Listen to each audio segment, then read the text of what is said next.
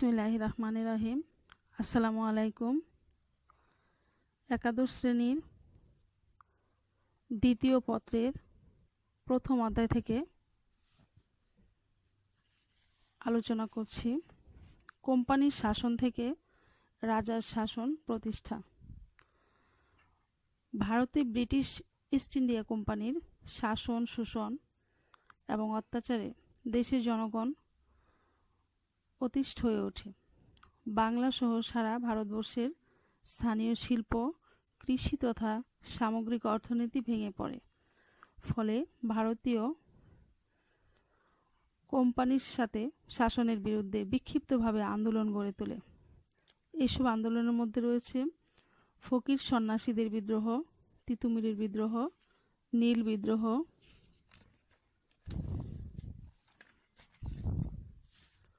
ফরাইজি আন্দোলন প্রভৃতি। 1857 সালে সিপাহী বিদ্রোহ ভারতবর্ষের প্রথম আন্দোলন হিসেবে বিবেচিত। 1856 সালে কোম্পানি কর্তৃপক্ষ ভারতীয় সেনাবাহিনীতে এনফিল্ড নামে একটি নতুন ধরনের রাইফেল চালু করে। এই রাইফেলের গুলি বন্দুকে ভরার সময় দাঁত দিয়ে কেটে নিতে হতো। সেনাদের মধ্যে গুজব ছড়িয়ে পড়ে যে এই গুলিতে গরু এবং শূকরের চর্বি মাখানো থাকে।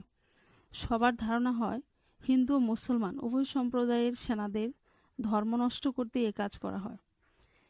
এতে ভারতীয় সৈনিকদের মধ্যে প্রচণ্ড ক্ষোভের সৃষ্টি হয়। 1857 সালের 29 মার্চ পশ্চিমবঙ্গের ব্যারাকপুরে মঙ্গল পাণ্ডে নামে এক সিপাহী প্রকাশ্যে বিদ্রোহ ঘোষণা করে। দ্রুত এই বিদ্রোহ ভারতবর্ষে ছড়িয়ে পড়ে। সিপাহীদের এই বিদ্রোহ জমিদার ও জোতদার, কৃষক, শ্রমিক সহ বিভিন্ন শ্রেণীর কিছু সমর্থন লাভ করলেও তা ব্যর্থতায় পর্যবসিত হয়। এরপর 1857 সালে এই বিদ্রোহ ব্যর্থ হলেও এর প্রভাবে ভারতের শাসন ব্যবস্থায় গুরুত্বপূর্ণ পরিবর্তন সাধিত হয়েছিল। ইংরেজরা উপলব্ধি করে যে ভারতে তাদের শাসন টিকিয়ে রাখতে হলে ব্রিটিশ সরকারের প্রত্যক্ষ শাসন প্রতিষ্ঠা করা দরকার। এমন প্রেক্ষাপটে ব্রিটেনের রানী ভিক্টোরিয়া এক ঘোষণা বলে 1858 সালে সরাসরি ভারতের শাসনভার গ্রহণ করেন।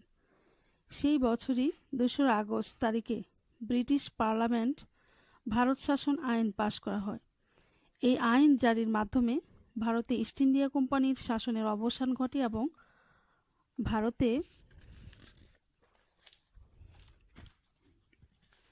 শাসন ক্ষমতা ব্রিটিশ রাজ্যের হাতে চলে যায়। এর পরবর্তী ক্লাসে আমরা বাকি অংশটুকু আলোচনা করব।